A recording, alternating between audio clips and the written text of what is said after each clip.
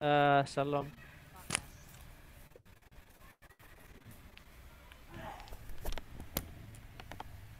Oke, kita mulai. Assalamualaikum warahmatullahi wabarakatuh. Waalaikumsalam Waalaikumsalam. warahmatullahi Salam wabarakatuh. sejahtera dan selamat siang semuanya yang Salam. bergabung di Zoom ini ya. Sebelum mulai, saya sapa dulu Bu Woro sebagai ini ya, pembimbing pendamping ya, sudah kita bergabung ya Bu Woro ya, dengan Iya, baik ya, iya, dengan baik ya. iya. Oke. Nah, selanjutnya saya sapa dulu teman-teman yang mengikuti acara ini ya, seminar hasil penelitian yang telah bergabung juga. Saudara Agus juga sudah bergabung ya, Saudara Agus ya. Siap Pak Zainuri, siap. Oke, kita mulai acara ini. Silahkan kepada Saudara Agus ya, bisa dipresentasikan pokok-pokok pikiran, hasil-hasil penelitian, termasuk novelty-novelty yang Saudara temukan itu apa selama penelitian. Nanti mungkin bisa banyak sharing di forum ini ya. Namun sebelum Siap, Pak. dimulai mungkin Saudara Agus perlu berdoa dulu. Silakan Agus kalau mau berdoa. Siap Bapak.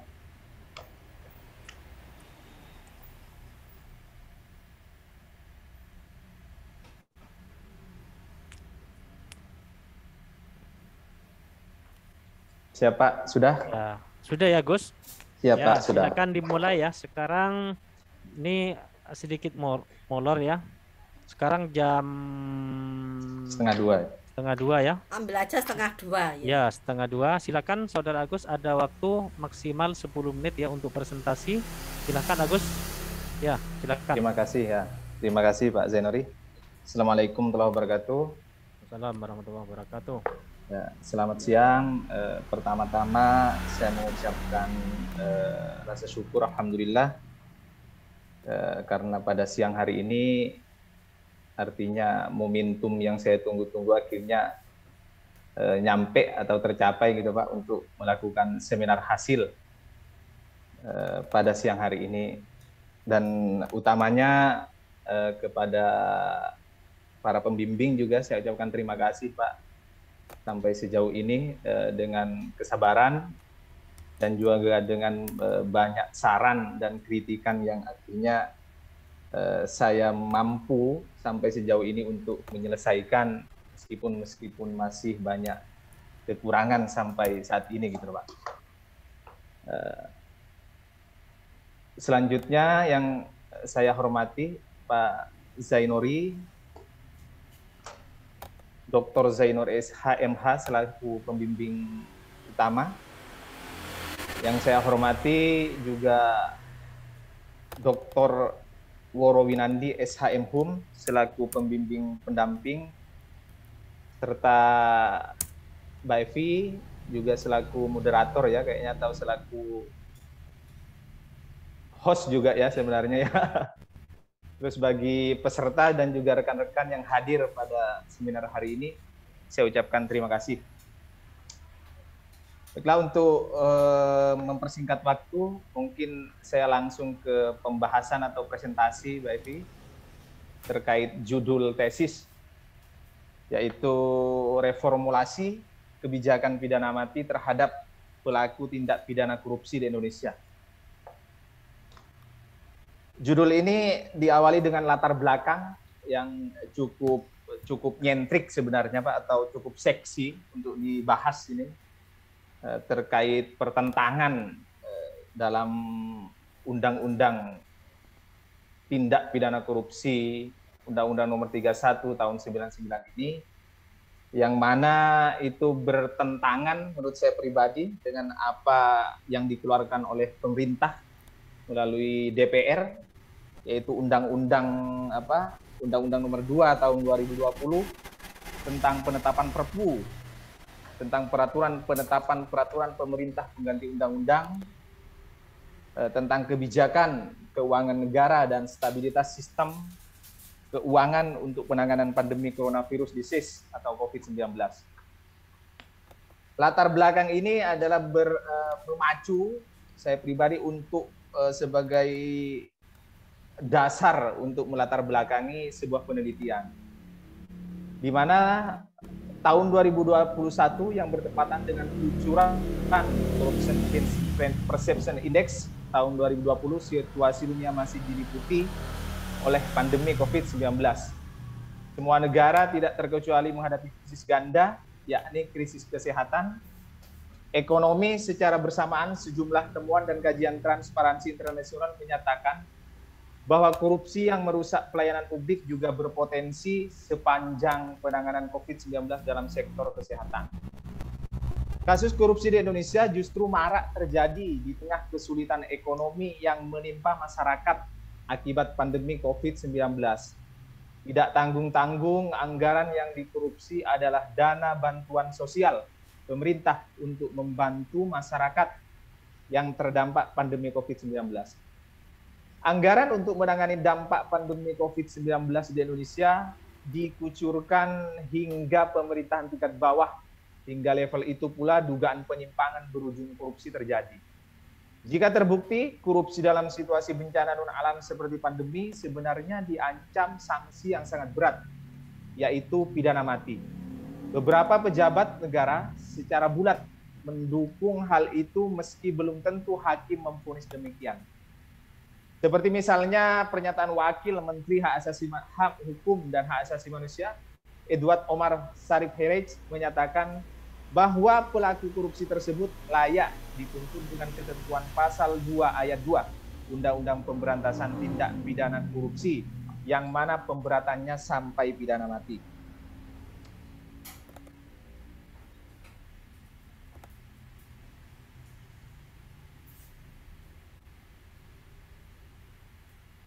Pendapat yang sama dikemukakan juga oleh Menteri Koordinator Bidang Politik, Hukum, dan Keamanan Mahfud MD, yang mengingatkan bahwa menurut Undang-Undang Tindak Pidana Korupsi diancam dengan paling tinggi hukuman paling tinggi seumur hidup atau 20 tahun penjara.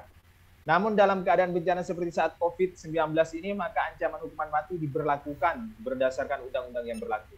Begitu pula dengan pernyataan Ketua KPK Firly Bahuri bahwa kondisi pandemi COVID-19 masuk atau memenuhi unsur dalam keadaan tertentu.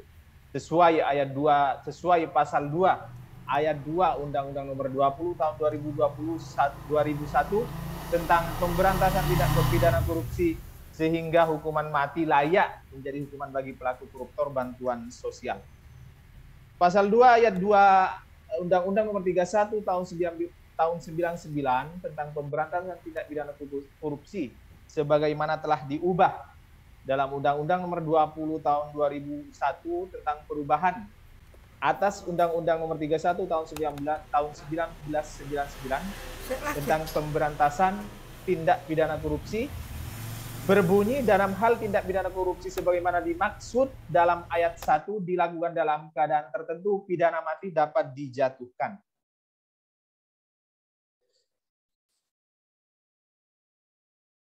Menurut Romli Atmasasmita, pelaku tindak pidana korupsi dapat berlindung dengan pasal 27 ayat 1 Undang-Undang Nomor 2 tahun 2020 tentang penetapan Perpu Nomor 1 tahun 2020, di mana beliau menegaskan bahwa pasal tersebut kontraproduktif dengan Undang-Undang Tipikor dan perubahannya, karena seolah aparat tak dapat melakukan tindakan pro justisia berupa penyelidikan dan penyidikan. Kebijakan formulasi pidana mati terhadap pelaku tindak pidana korupsi telah diatur dalam Undang-Undang Nomor 31 tahun 99 junto Undang-Undang Nomor 20 tahun 2001.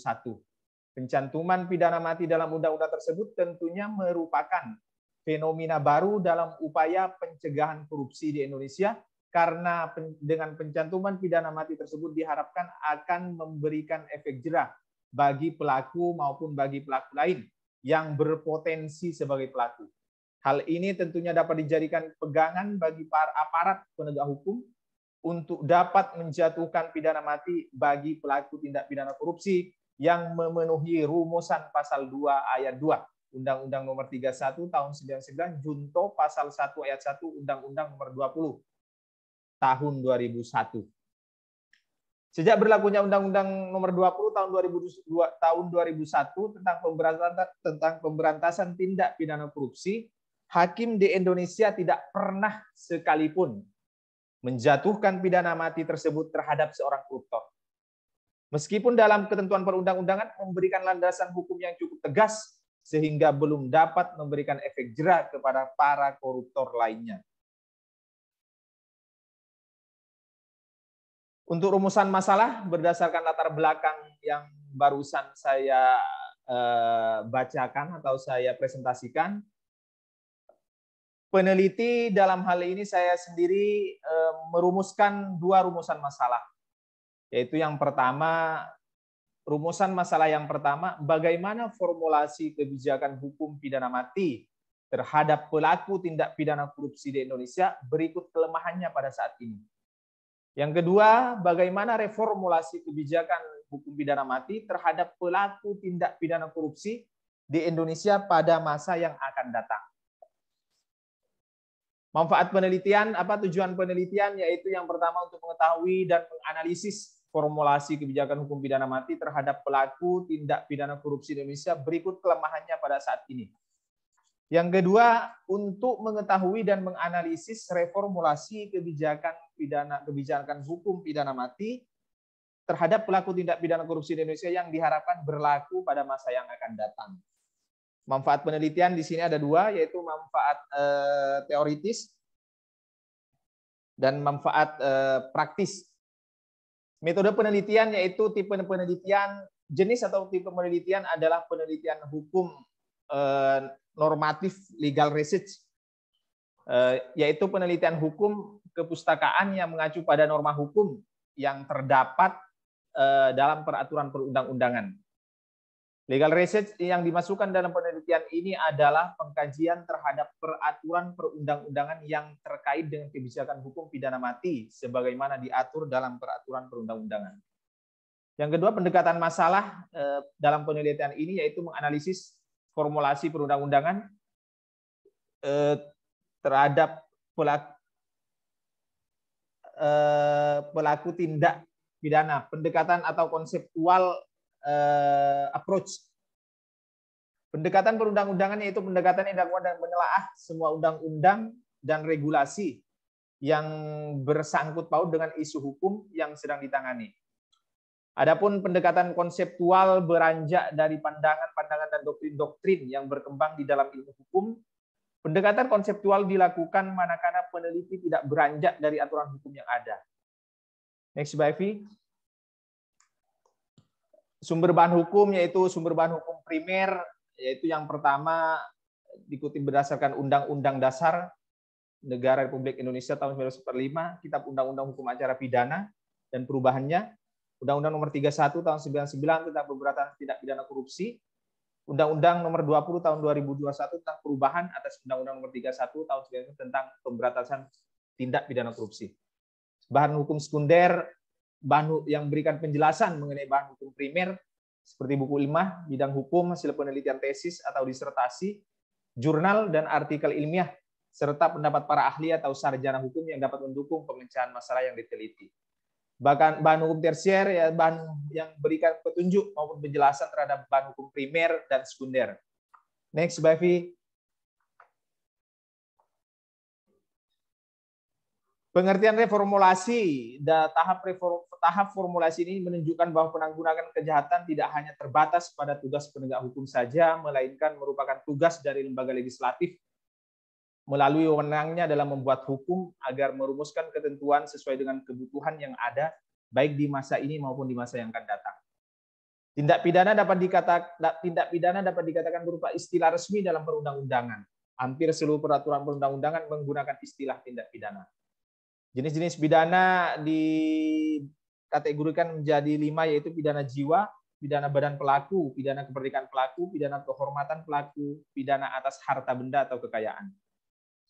Tindak pidana korupsi, jenis tindak pidana korupsi, yaitu yang pertama dibagi dalam 7 kategori, yaitu yang pertama perbuatan yang merugikan keuangan negara, suap menyuap, penyalahgunaan jabatan, pemerasan, korupsi yang berhubungan dengan kecurangan, korupsi yang berhubungan dengan pengadaan, korupsi yang berhubungan dengan gratifikasi. Udah mungkin seperti itu Pak Zainuri yang bisa saya sampaikan sejauh ini. Mungkin untuk selebihnya saya kembalikan kepada Dr. Zainuri yang terhormat. Terima kasih. Ya, oke ya. Itu sudah nggak ada lagi ya presentasinya? Hasil-hasilnya? Pak Oh Zainuri. ya. Oke.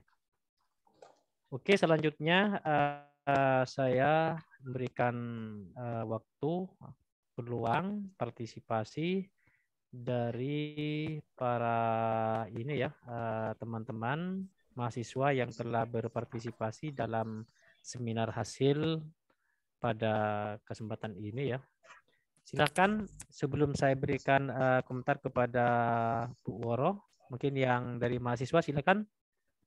Mungkin ada pertanyaan atau masukan-masukan untuk menyempurnakan draft tesis yang ditulis oleh Saudara Agus ya. Silakan kalau ada.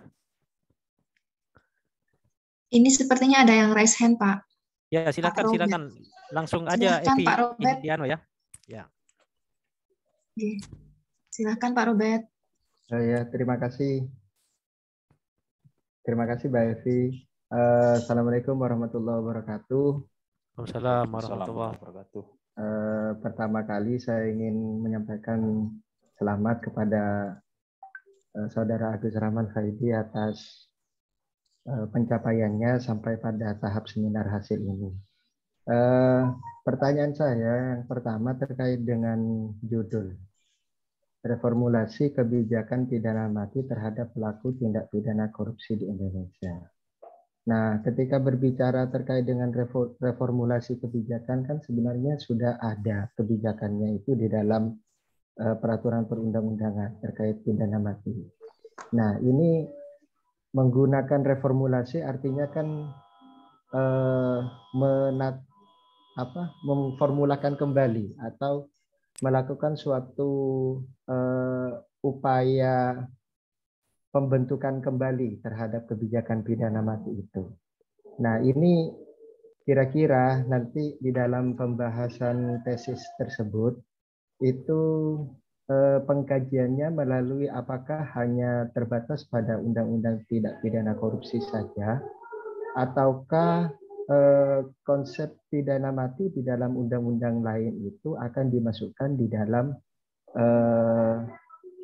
undang-undang tindak pidana korupsi, ataukah terkait dengan bagaimana teknik pelaksanaan kebijakan pidana mati ini. Nah, saya masih perlu untuk mempertanyakan kepada saudara peneliti terkait dengan apa sebenarnya rumusan reformulasi itu. Itu yang pertama. Kemudian yang kedua, hukum itu kan kalau dianalogikan sebagai satpam, artinya dia menjaga stabilitas, keutuhan, artinya aspek kemanfaatan hukum. Nah, ketika kebijakan pidana mati ini akan digulirkan, pertanyaan saya, apa untungnya bagi negara ini? Untungnya bagi negara ini apa? Apakah bisa kemudian mengembalikan kerugian keuangan negara atau bagaimana? Atau hanya semangat yang ingin dibentuk dalam hal kepastian hukum? Karena kepastian hukum tanpa kemanfaatan kan sama halnya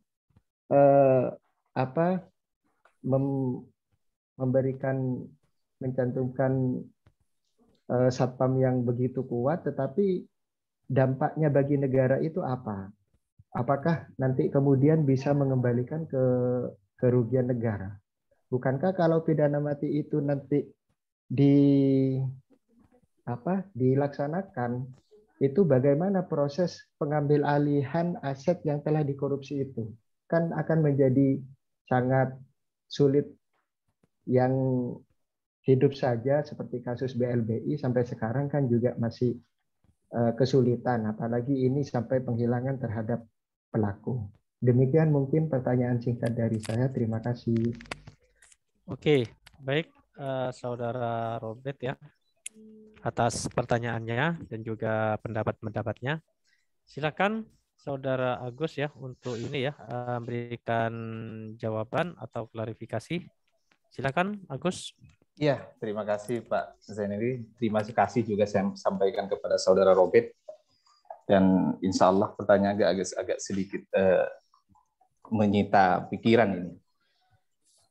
Terkait formulasi dulu, artinya yang perlu kita berikan pengertian bahwa formulasi itu adalah artinya penyatuan komponen-komponen dalam hubungan atau struktur yang tepat menurut suatu formula. Mengapa judul reformulasi itu saya angkat? Karena menurut peneliti sejauh ini formula yang ada itu artinya tidak membuktikan terkait keseriusan pemerintah dalam hal ini, misalnya anggap penegak hukum untuk menjalankan formula yang sudah ada. Jadi dalam Undang-Undang Nomor 2, dalam Undang-Undang Tindak Pidana Korupsi Undang-Undang Nomor 31 tahun 99 itu sudah jelas di situ dinyatakan bahwa setiap orang pada pasal 2 ayat 1, setiap orang yang secara melawan hukum melakukan perbuatan memperkaya diri sendiri atau orang lain atau suatu korporasi yang dapat merugikan keuangan negara atau perekonomian negara dipidana penjara dengan penjara seumur hidup atau pidana penjara paling singkat 4 tahun dan paling lama 20 tahun. Terus pada ayat 2 dikatakan dalam hal tindak pidana korupsi sebagaimana dimaksud dalam ayat 1 dilakukan dalam keadaan tertentu pidana mati dapat dijatuhkan. Nah, lagi-lagi memang artinya frase keadaan tertentu ini sampai sejauh ini masih timbul perdebatan yang begitu panjang, Saudara Robert. Karena apa? Karena frase itu dinilai artinya pemberatan tindak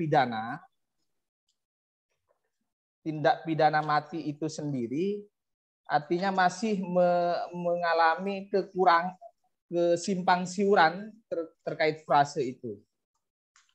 Misalnya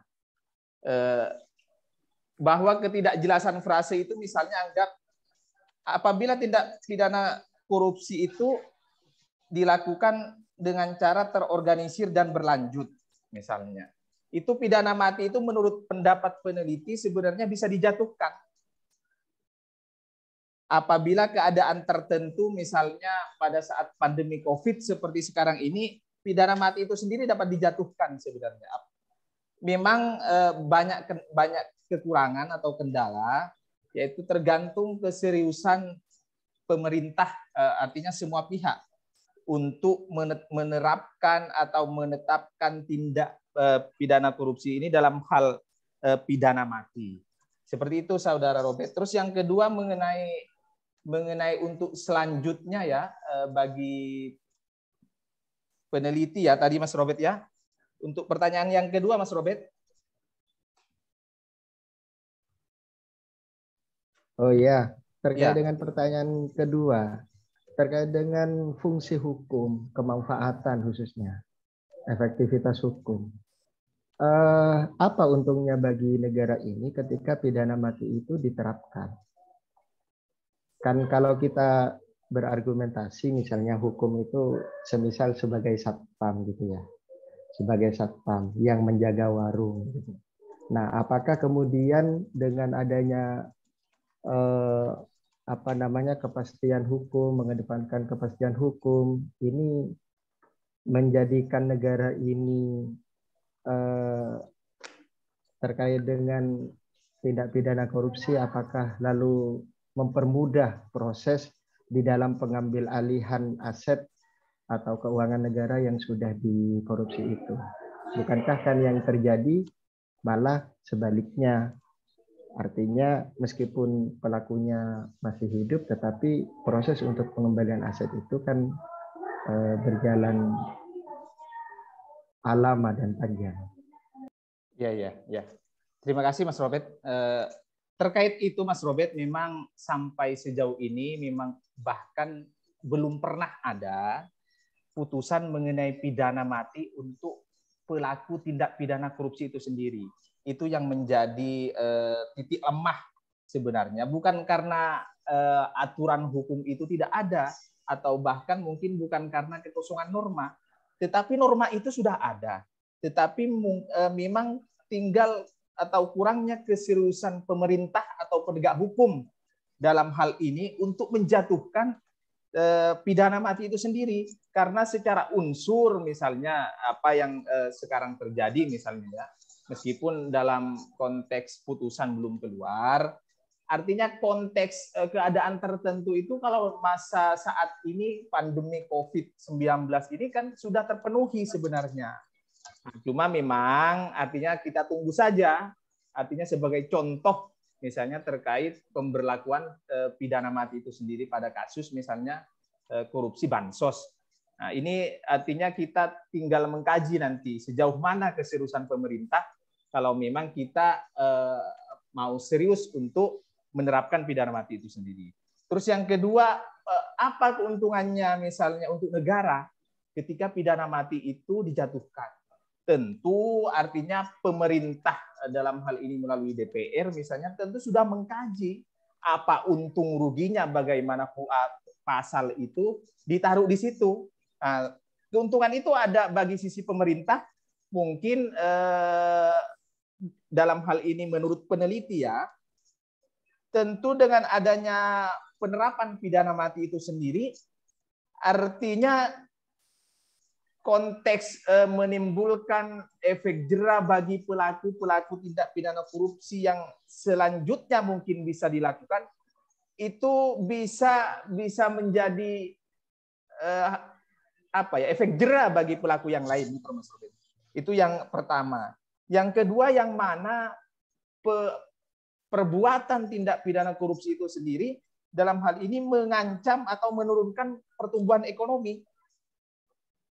Artinya bisa kita kaji misalnya dalam hal ini dengan adanya perbuatan tindak pidana korupsi itu bisa menghambat pertumbuhan ekonomi, dan itu bisa mungkin diterima juga oleh penanya bahwa memang praktek korupsi ini begitu merajalela sampai sejauh ini, bahkan dari kalangan atas sampai bahkan kalangan bawah tindak pidana korupsi itu terjadi, artinya mewabah sampai sejauh ini.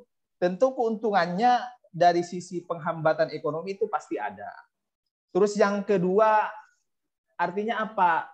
Tentu dengan pemberlakuan pidana mati itu apabila terjadi nanti, artinya sistem tatanan nilai-nilai demokrasi itu bisa hidup. Karena apa? Kunci dari sebuah, menurut saya pribadi ya sebagai peneliti, untuk kunci dari stabilitas itu salah satunya juga dari penegakan hukum. Nah, penegakan hukum yang baik itu juga bisa menjamin kondisi stabilitas keamanan atau kondisi stabilitas ekonomi sebuah negara. Mungkin seperti itu, Mas Robert, yang bisa saya sampaikan. Apabila mungkin kurang, masih perlu disanggah, saya aturkan, Mas Robert. Ya, oke. Saudara Robert, mungkin masih ada hal-hal yang perlu didiskusikan. Silakan kalau masih ada. Kalau misalnya tidak ada, saya berikan waktu kepada yang lain juga ya. Yang lain juga bisa berpartisipasi untuk berikan masukan, berikan tanggapan atau demi ini ya sempurnanya menuju sempurna saudara tesis ini ya, tesisnya Agus. Karena forum ini tidak lain adalah untuk memintakan masukan ataupun ada pertanyaan-pertanyaan atau pendapat-pendapat baru dari teman-teman peserta ini. Silahkan kalau masih ada, silahkan. Silahkan. Ya. Boleh menambahkan, Bapak? Kalau ada silakan, kalau tidak ada sementara, oke. Mungkin nanti ada. Barusan ada Pak Zainuri dari Saudara Robert lagi menyanggah. Oh iya, silakan kalau masih ada. Iya, terima kasih. Untuk yang pertanyaan kedua itu untuk untuk dipertimbangkan di dalam pembahasan. Siap, Karena siap, Mas. penting untuk untuk mempertimbangkan terkait dengan asas kemanfaatan hukum. Jadi hukum itu tidak hanya sebagai asas kepastian hukum, tetapi juga perlu untuk mempertimbangkan asas kemanfaatan. Mungkin yang pertama tadi, Pak, yang terkait dengan reformulasi. Kalau nanti arahnya karena ini adanya kesamaran norma dalam kondisi tertentu dapat dijatuhkan pidana mati. Nah, mungkin perlu dirumuskan kondisi tertentu itu perlu dilakukan pendalaman atau penafsiran hukum lebih lanjut. Apa kira-kira teori-teori yang perlu untuk dimasukkan terkait dengan kondisi tertentu itu? Karena memang di norma itu kita menggunakan undang-undang menggunakan kata alternatif. Jadi alternatif frase menggunakan dapat. Nah, mungkin perlu untuk diperdalam di dalam pengkajiannya terkait dengan kondisi tertentu itu mau dirumuskan bagaimana. Walaupun di situ kan hukum positif, artinya sudah ada di dalam undang-undang, tetapi masih belum ada contoh kasus sehingga tidak bisa dikatakan sebagai hukum normatif. Jadi dia ada, cuman bagaimana penerapannya itu mungkin perlu dilakukan pengkajian lebih lanjut. Sehingga nanti reformulasinya itu menjadi jelas apakah kebijakan pidana mati di dalam Undang-Undang Tipikor itu dapat mengadopsi dari misalnya Undang-Undang Subordinasi, kemudian Undang-Undang Keadaan Bahaya tahun 59. Di situ kan juga ada pencantuman pidana mati. Jadi saya kira itu, Bapak. Terima kasih. Oke, ya baik. Terima kasih Saudara Robert ya atas masukannya dan sarannya. Jadi Saudara Agus itu dicatat ya Saudara Agus sebagai masukan dari teman-teman ini. Silakan Agus Siap, Pak. dicatat dan dikerjakan tugasnya masukan-masukan ini. Saya kira bagus itu tadi masukannya untuk dimasukkan di dalam pembahasannya itu nanti. Oke, yang lain mungkin masih ada dari teman-teman partisipan. Silakan kalau ada. Karena forum ini memang disiapkan untuk untuk memberikan masukan, tanggapan dan lain sebagainya untuk lebih baik untuk menjadi lebih baik dari draft tesis yang ditulis oleh Agus ini. Silakan kalau ada yang lain. Oke, kalau belum ada, mungkin nanti bisa dilanjut dari teman-teman mahasiswa. Nah, sekarang saya berikan waktu kepada pembimbing pendamping ya, kepada Ibu Dr. Woro. Silakan Bu Woro, mungkin ada hal-hal yang perlu disampaikan di sini sebelum ujian akhir. Baik, terima kasih Pak Senuri. Ini yang dikemukakan disampaikan di PowerPoint ya. Saya nggak mau ini dari PowerPoint-nya, tapi saya mau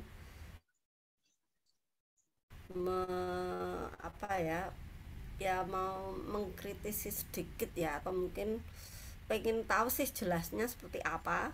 Ini dari draft yang dikirim sama Mas Agus ya. Bentar.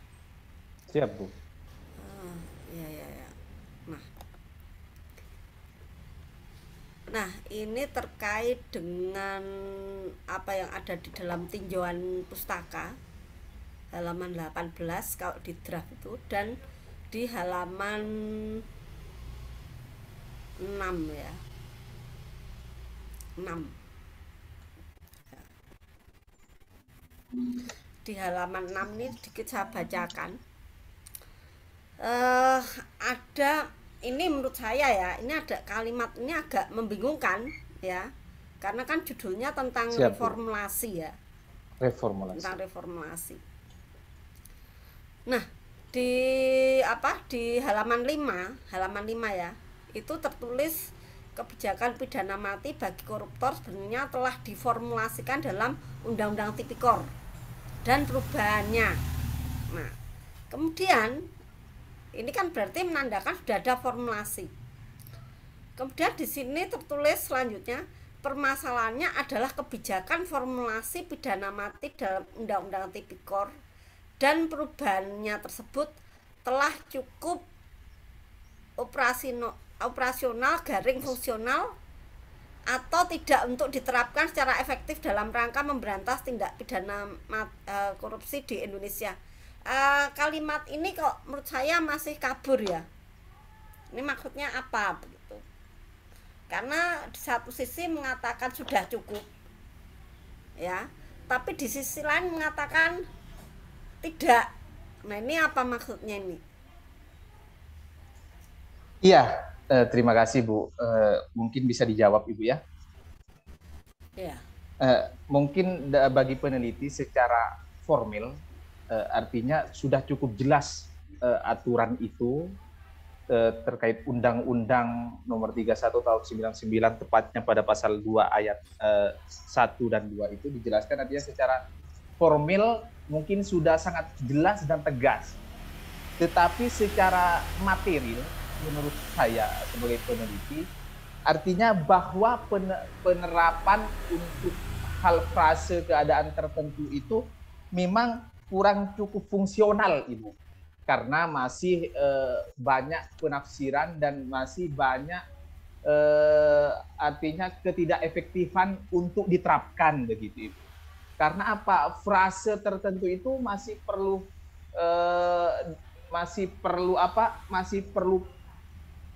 mencakup mengenai suasana atau situasi kedaruratan begitu. Jadi bukan mengacu kepada jumlah. Makanya untuk itu artinya sulit penerapannya atau fungsional operasionalnya itu masih kurang efektif sampai sejauh ini. Seperti itu, makanya perlu dilakukan reformulasi. Menurut peneliti seperti itu, Ibu. Nah, begini Mas Agus, ini kalau menurut saya kalimat ini harusnya Mas Agus tegas saja. Kalau memang ya rumusannya itu ambil satu tek, ternyata rumusannya ini langsung aja tegas. Kalau pakai atau itu nanti akan menimbulkan keraguan-raguan. Jadi langsung bahwa kebijakan ini tidak efektif untuk diterapkan, sehingga perlu reformulasi, harusnya begitu. Kalau kalimatnya seperti yang tadi saya sampaikan, itu akan akan menimbulkan kebingungan. Orang ini apa ini maksudnya begitu. Jadi kalau menurut saran saya ditegas langsung. Memang sudah ada formulasi untuk kebijakan pidana mati bagi koruptor yang melakukan korupsi di kala masa darurat dan sebagainya gitu ya, dalam keadaan tertentu. Tetapi ini tidak efektif ya untuk bisa diterapkan langsung begitu. Kalau seperti ini kan ambigu gitu loh Mas kalimatnya. Jadi redaksinya dirubah saja, intinya bahwa memang formulasinya memang nggak sulit untuk diterapkan gitu. Itu ya. Siap, Bu. Nah, itu yang pertama. Kemudian yang kedua ini karena ini masih reformulasi ya. Sebentar, saya ke halaman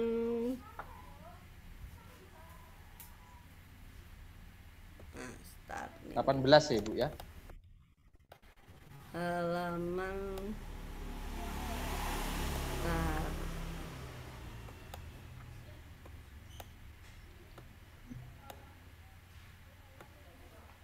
halaman 18 ini ya, tinjauan pustaka ya. Bukan. Ya, di tinjauan pustaka ini, sebentar ya. Halaman 19, Ibu ya. Ya, 18 atau 19 saya lupa. 19, Ibu.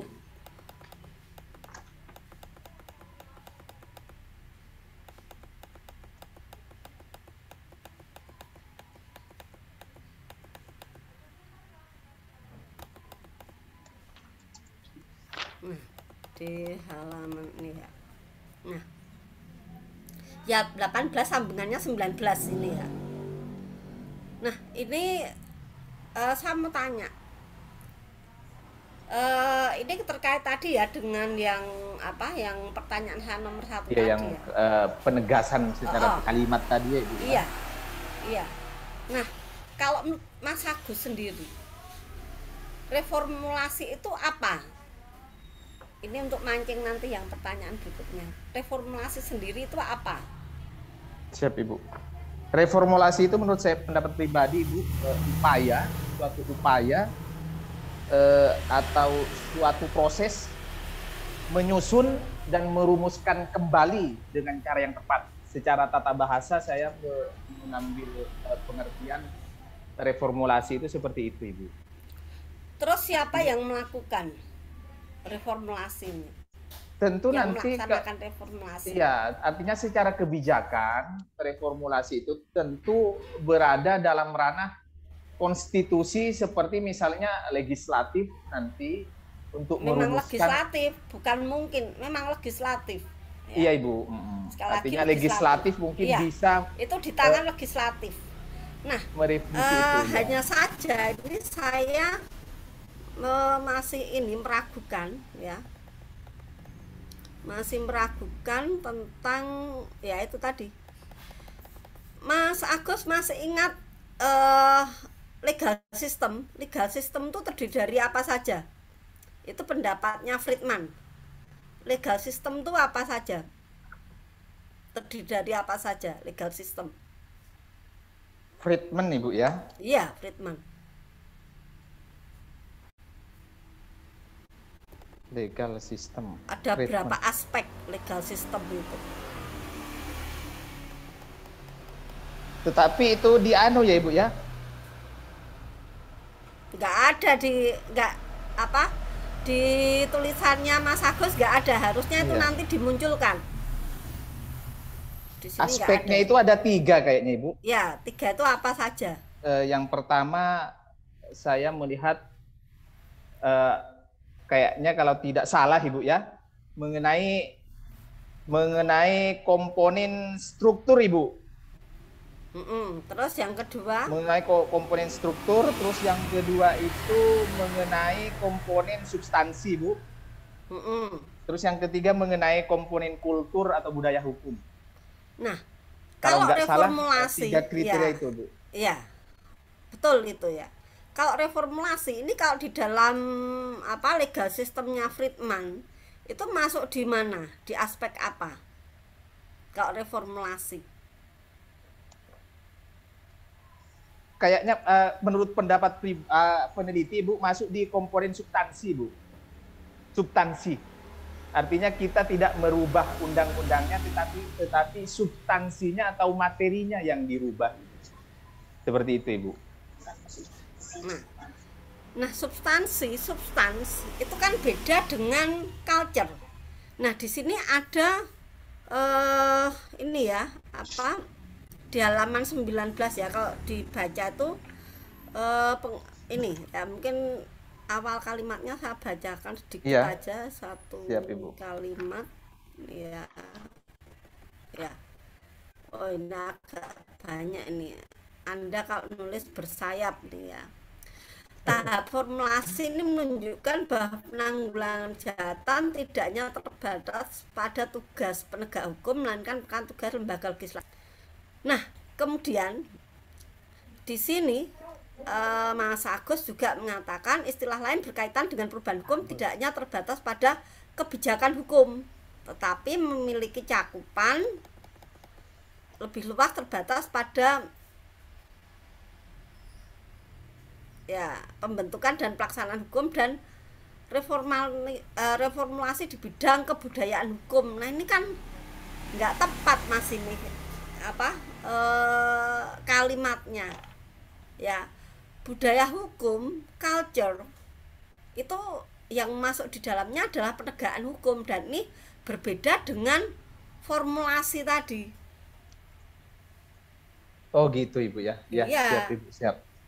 Jadi masukan saya ya tolong dipilahkan Siap, Kalau Ibu, siap. memang mau bicara penegakan hukum berarti dia masuk ke ranahnya culture. Tapi kalau mau reformulasi ya pertama kali yang harus dibahas adalah strukturnya itu siapa yang membuat, organisasi mana yang membuat, pihak mana yang berwenang. Lah itu kan DPR ya, DPR Ya, dan benar. pemerintah. Pemerintah. Nah Ya. baru nanti tuh baru masuk ke yang kedua, yang substansi.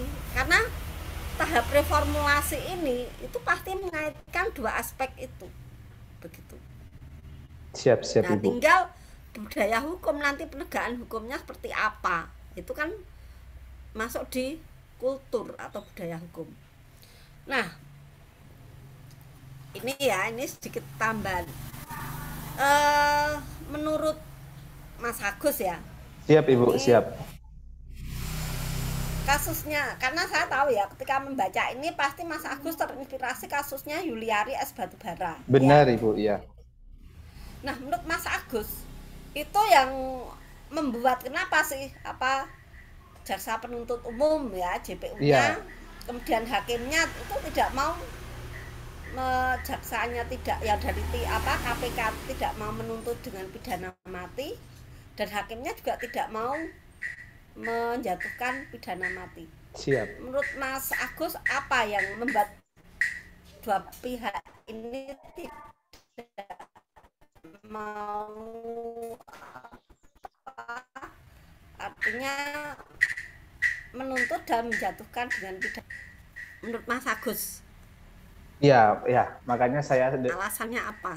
dari awal, artinya kalau mengacu kepada misalnya undang-undang yang sudah ada, norma yang sudah ada, tentu kalau kita melihat pada kasus misalnya korupsi bansos yang dilakukan oleh tersangka dalam hal ini Yuliari Batubara selaku Menteri Sosial pada saat itu, secara tegas memang kalau menurut pendapat pribadi saya itu sebagai peneliti, artinya unsur keadaan tertentu itu sudah terpenuhi menurut saya pribadi hanya sebagai peneliti. Karena apa? Stop dulu ya, sampai unsur tertentu ya.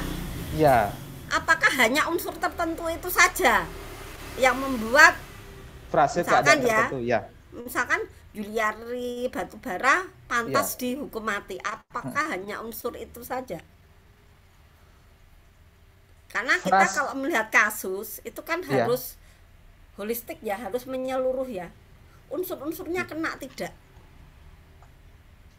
Kalau tidak kena ya jangan dipaksakan gitu loh, artinya begitu. Jadi di situ juga harus dikupas kenapa Yuliari ini tidak bisa masuk. Dan tadi kalau tidak salah juga Mas Agus juga menyinggung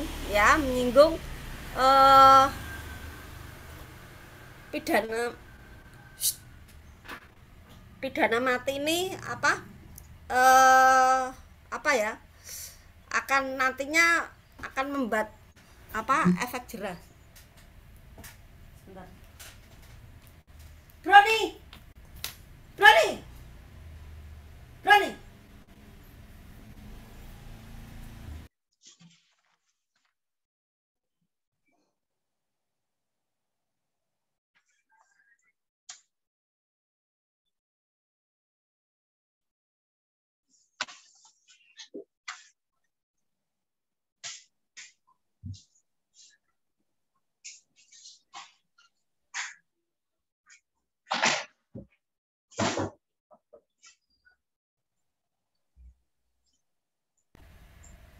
Karena selama ini perbandingannya itu orang yang melakukan kejahatan dihukum apapun dia nggak akan jerah, kejahatan itu tetap ada begitu. Nah ini saya jadi sanksi ya, apa benar kalau seorang koruptor yang melakukan korupsi pada keadaan tertentu itu kalau sudah dihukum mati itu nanti akan menimbulkan efek jerah bagi orang-orang yang berpotensi melakukan korupsi dalam keadaan tertentu. Nah itu yang nanti harus bisa dijelaskan pada Mas Rahman. Cukup enggak unsur-unsur itu memenuhi tidak, sehingga hakim maupun jaksa sama-sama ini belum layak lah untuk dijatuhi hukuman mati atau dituntut hukuman mati. Itu masukan dari saya, itu yang harus dikupas juga, Mas Agus. Karena nanti kalau dihukum pun nggak akan menghilangkan penjahat, nanti kita akan larinya ke abolisionis. Abolisionis itu kan itu takdir, kalau takdir itu ya sudah nggak usah dihukum, namanya kejahatan mau dihukum pakai apa saja pun tetap ada kejahatan, akan lari seperti itu gitu. Nah di sini yang mau saya tegaskan, Mas Agus nanti juga harus mengupas, karena memang tadi saya tanya terinspirasi dari kasusnya Yuliari S. Batubara, itu harus kenapa harus disinggung sedikit, oh kenapa ini enggak diberi pidana mati, alasannya unsurnya ini tidak memenuhi unsur ya. Sama seperti beberapa waktu lalu ya, ketika Indonesia melaksanakan yang namanya pengadilan HAM ad hoc, itu dari sekian puluh orang yang diajukan, itu hanya 2 orang yang dijatuhi pidana ya oleh hakim. Karena hakim memandang, nah kalau ininya nggak jelas, bagaimana saya bisa menghukum menghukum orang yang menurut kacamata hakim ya nggak bersalah seperti itu. Tapi kan beda kasus ya, ini kasus yang HAM, terus ini kasus korupsi begitu.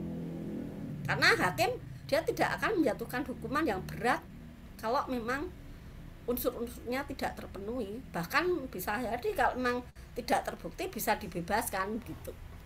Gitu Mas Agus, ini yang mau saya sampaikan, sehingga Mas Agus nanti bisalah nanti dikemukakan ya di dalam pembahasan tuh, karena kan ini mau mengupas juga putusan dari hakim itu ya, sedikit nggak apa-apa disinggung untuk menguatkan hasil penelitiannya dari Mas Agus. Iya. Artinya inisiatif dari peneliti gitu Ibu ya, pandangan peneliti gitu ya terkait kasus. Iya, Mensos itu, ya. Kenapa si mantan Mensos ini nggak dijatuhi hukuman mati ya, itu kan harus dianalisis. Iya, gitu. Tapi sampai sejauh ini kan putusannya belum keluar Ibu. Kayaknya ya nggak sampai itu, masih berproses kayaknya. Tapi coba aja nanti diikuti di direktorinya Mahkamah Agung, beliaunya kasasi apa enggak, saya kurang tahu. Tapi yang jelas kayaknya sih hanya berapa tahun gitu loh, 12 tahun atau berapa gitu loh, kalau nggak salah loh ya. Iya, siap Ibu. Iya.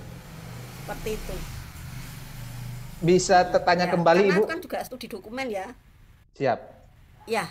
Enggak, kalau misalnya nanti anggap putusan itu ternyata belum keluar, artinya saran Ibu untuk peneliti nanti apa tetap menyarankan seperti itu atau bagaimana Ibu? Ya gini, kan intinya yang bersangkutan tidak dituntut hukuman mati, berarti di situ harus dijelaskan. Meskipun kasusnya belum inkrah ya, misalkan ya taruhnya kasusnya belum inkrah, tapi kan bisa dianalisis, oh yang menyebabkan yang bersangkutan tidak dituntut hukuman mati itu alasannya ini gitu. Itu nanti yang akan nanti dengan dibantu dengan peraturan perundang-undangan dan literatur yang terkait, itu nanti untuk pisau analisis rumusan masalahnya Mas Agus. Yang di PowerPoint ini apakah dicantumkan rumusan masalahnya? Dicantumkan Ibu. Coba tolong disorot. Satu lagi saya hanya mau menyorot itu. Rumusan masalah Mbak Evi. Rumusan masalah. Oh, bukan Mas Agus sendiri yang Iya, ada di Mbak Evi, Bu. Oh ya, Mbak Evi minta tolong. Pada halaman Mbak Evi slide ke 2345 Mbak Evi. Oh, Mbak Evinya. Udahlah, saya cari ini di atas.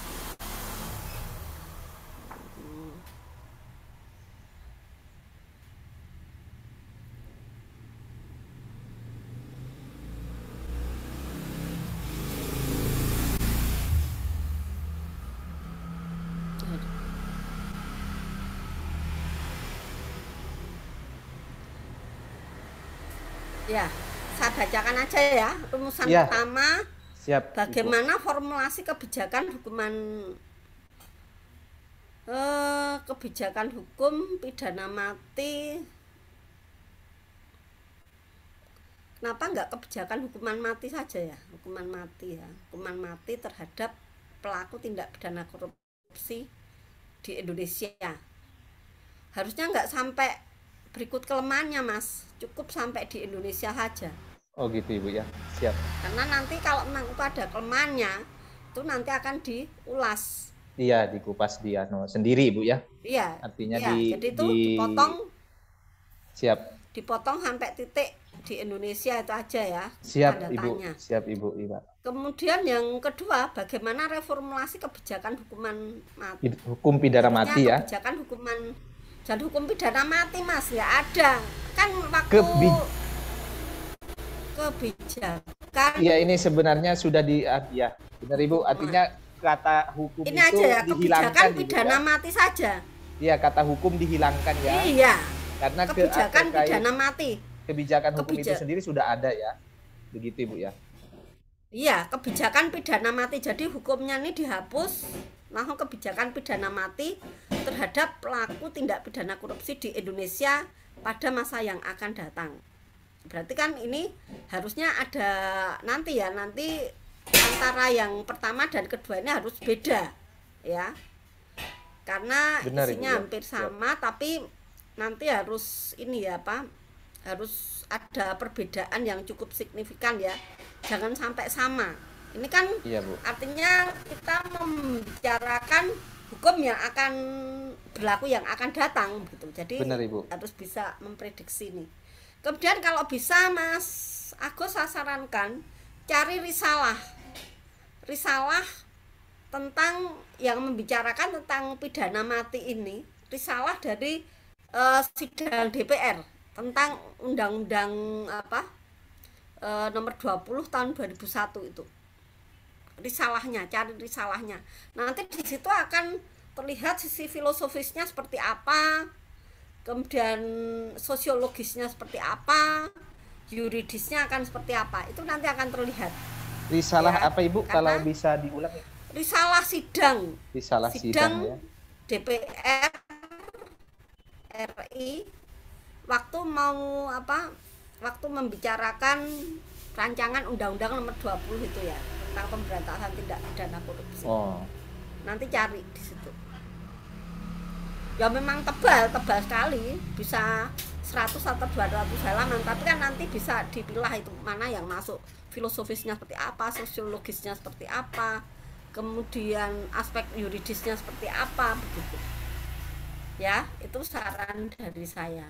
Siap Ibu, siap. Oke, mungkin dari saya begitu.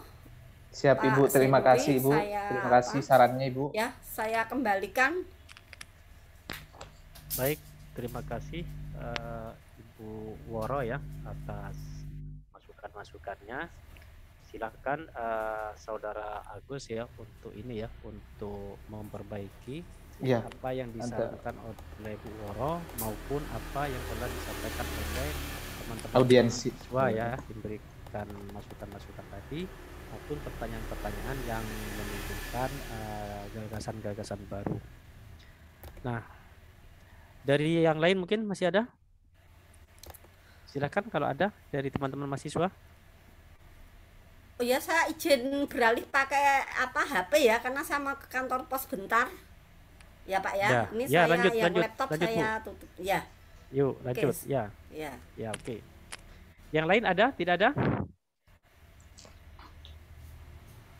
Oke, kalau tidak ada, saya juga ada beberapa hal yang perlu saya sampaikan di forum ini ya. Tadi sebenarnya sudah banyak disampaikan oleh Bu Woro ya terkait dengan masalah substansi yang Saudara Agus tulis. Namun saya memberikan saran ini perlu bekerja keras lagi ya, Saudara Agus ya. Siap Pak. Artinya terkait dengan analisis hukumnya di bab pembahasan itu benar-benar ini ya dipertajam ya. Karena kalau saya baca yang ini draft ini masih sangat datar-datar saja, belum ada ini ya, belum ada Yang hasil greget gitu ya, Pak, ya? analisisnya yang benar-benar mengarah kepada problematika hukumnya atau isu hukumnya. Dan di sini perlu saya sampaikan juga bahwa di dalam menganalisis itu harus ini ya kembali atau mengikuti metode penelitiannya itu seperti apa ya. Jadi jangan sampai tercampur aduk dengan yang hal-hal lain. Kalau tadi disampaikan mengenai penelitian ini merupakan normatif, yuridis normatif, ya konsisten kepada normanya ya. Jadi persoalan-persoalannya itu adalah urusan norma. Nah, termasuk juga karena tadi itu di awal ini sebelum ada masukan-masukan dari Bu Woro dan lain sebagainya, ini berbicara formulasi, maka tentunya memang harus memahami dulu formulasi yang ada itu seperti apa. Baru ketika ada kelemahan-kelemahan di bidang normanya itu apa, nah di situ perlu melakukan sebuah reformulasi. Ini ke judul awalnya. Tapi tadi sudah ada masukan-masukan kebijakan pidana mati, ya. Jadi, ya, halo. Siap, Pak. Ya. Nah, di dalam penulisan-penulisan ini analisis tentunya metode penelitian itu harus diperhatikan karena ini adalah penulisan tesis ya, bukan skripsi. Jadi kalau terkait kasus itu hati-hati ya. Kasus itu boleh nanti ini ya dikutip sedikit-sedikit, tetapi itu hanya sebatas istilahnya itu meminjam kasus yang ada, tetapi wajib nanti kembali kepada normatifnya. Apa normatifnya? Nah, ini sebenarnya berbicara kalau untuk masa depan ini sebenarnya kan berbicara persoalan-persoalan apa kalau di dalam ilmu hukum itu yang dikenal dengan istilah ius constituendum ya. Ke depan itu seperti apa. Saya akan datang. Nah, ini sebenarnya kajian-kajian seperti ini lebih mengarah kepada persoalan politik hukumnya gitu. Ke depan itu seperti apa. Nah, ini Saudara Agus harus paham betul kebijakannya, reformulasinya seperti awal itu apa. Nah, ini harus harus disinkronkan dulu nanti. Saya kira itu ya, saya tidak banyak memberikan masukan pada kesempatan ini. Yang penting saudara menulisnya itu harus konsisten dan analisisnya itu benar-benar dipertajam ya dengan teori-teori hukum yang ada, yang dibutuhkan, yang terkait.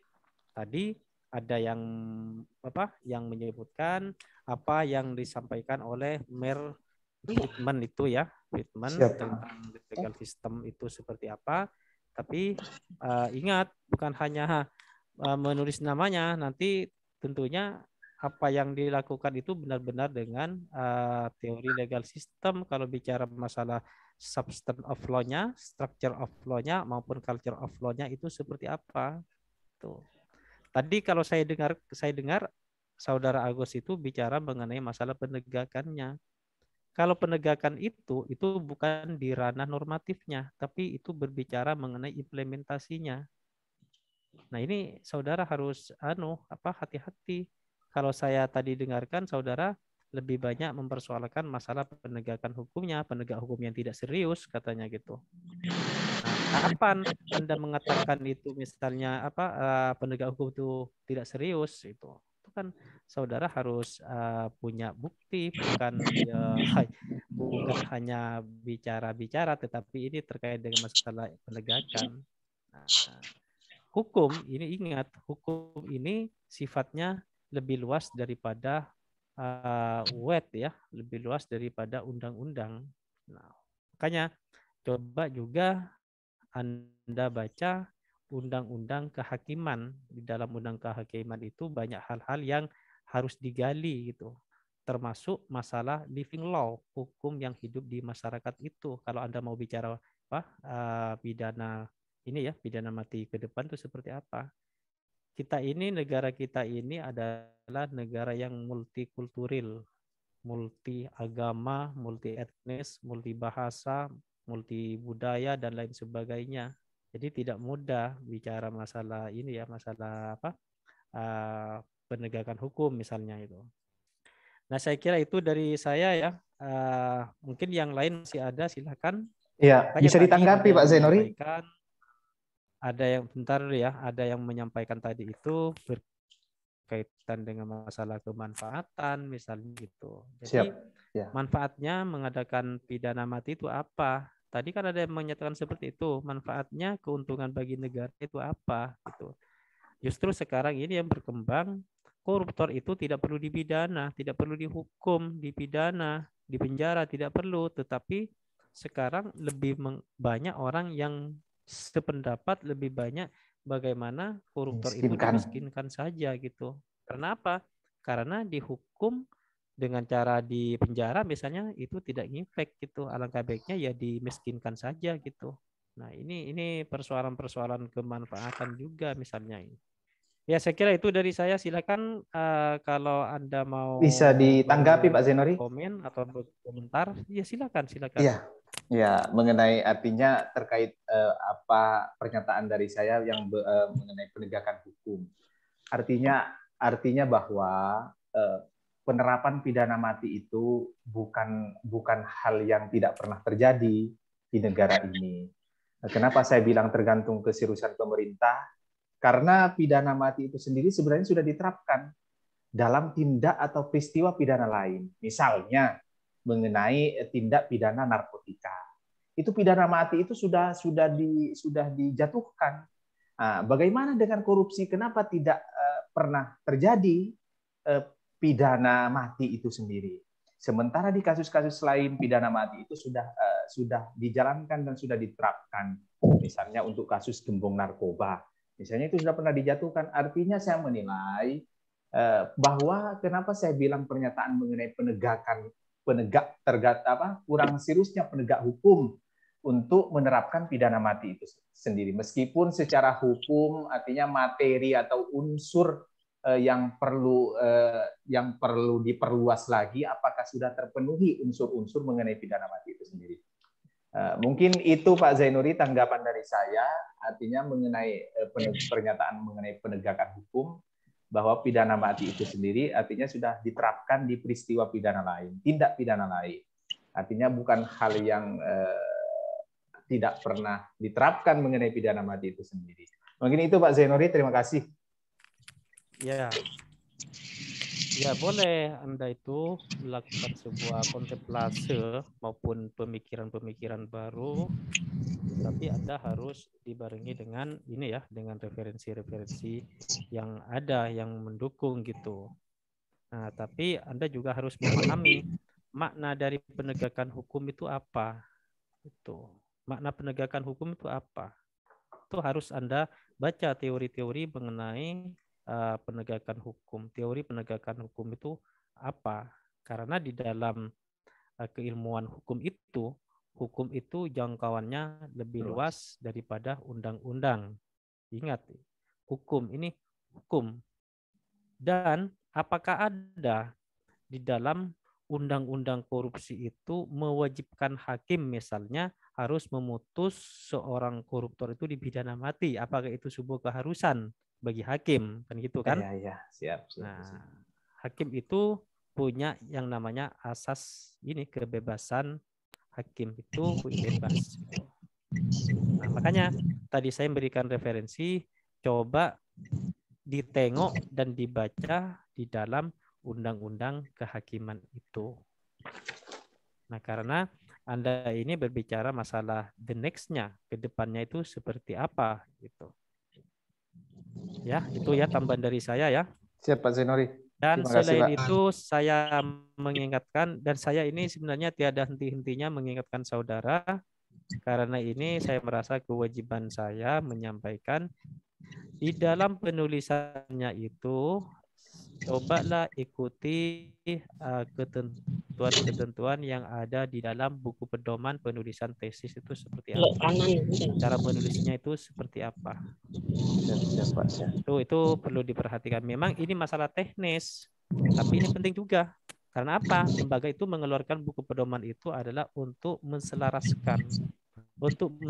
menselaraskan penulisan yang ada di lingkup Universitas Wiraraja, tentunya di dalam masalah tesis. Jadi silakan Anda dibaca lagi ya masalah teknis penulisannya itu seperti apa. Dan hal-hal yang tidak ada korelasinya itu tidak perlu ditulis di dalam draft tesis ini. Kalau misalnya tidak ada sangkut pautnya, sudah jangan dimasukkan, jangan ditulis.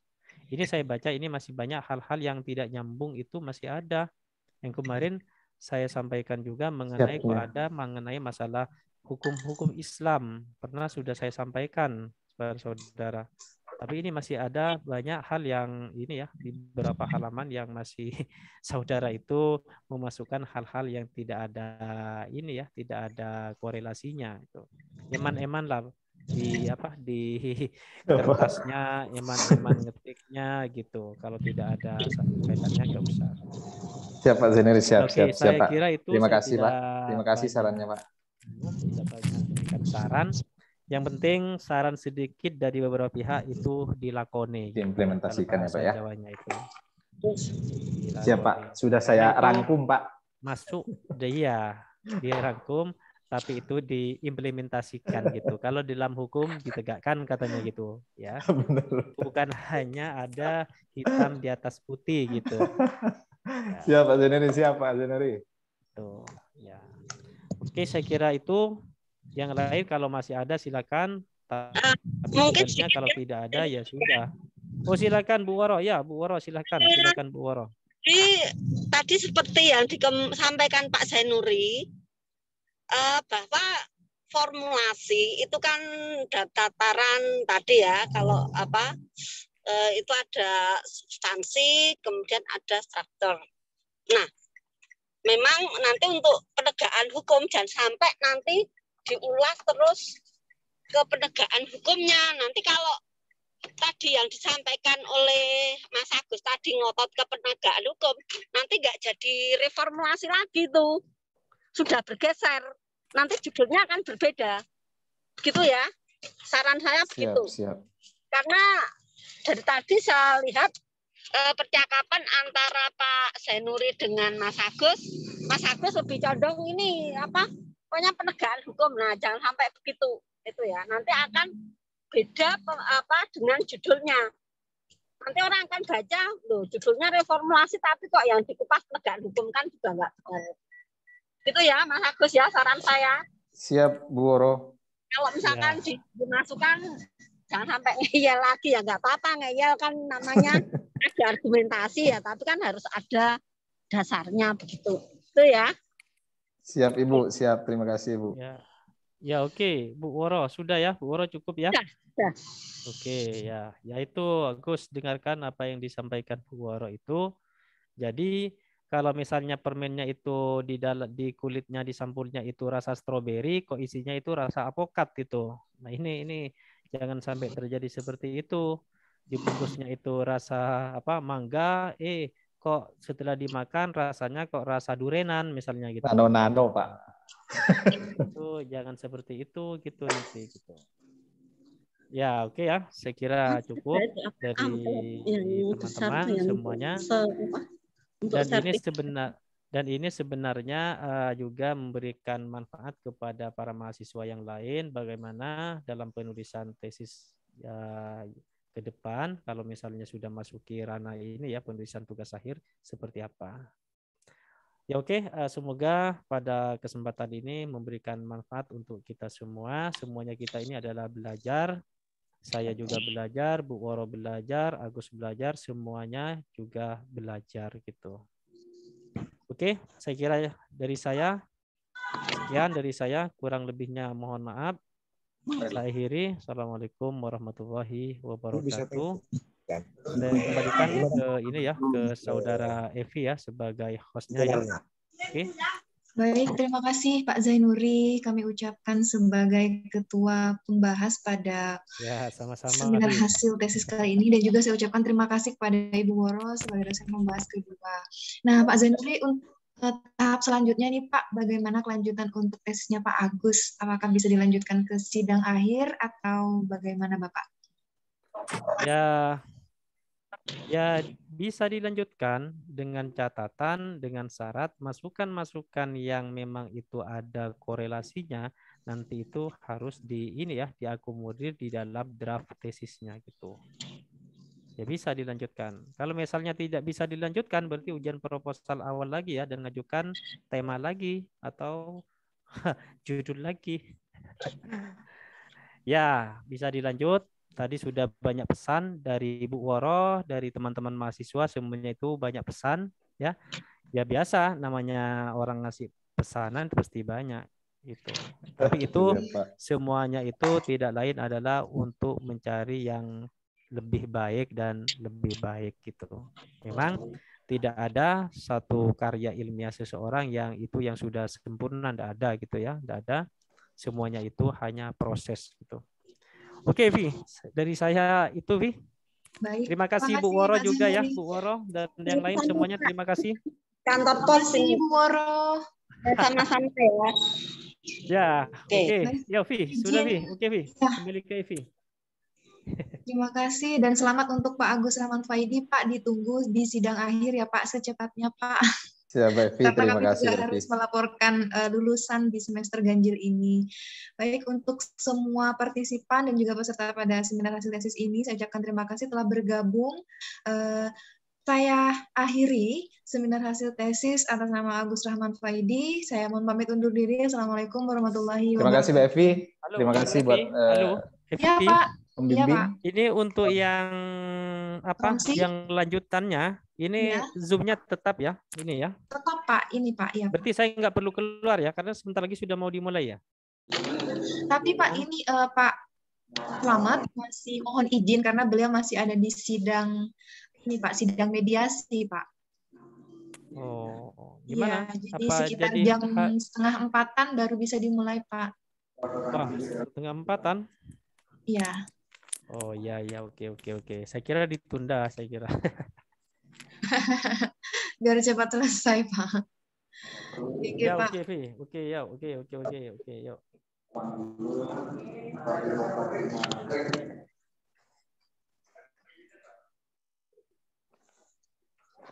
Yeah.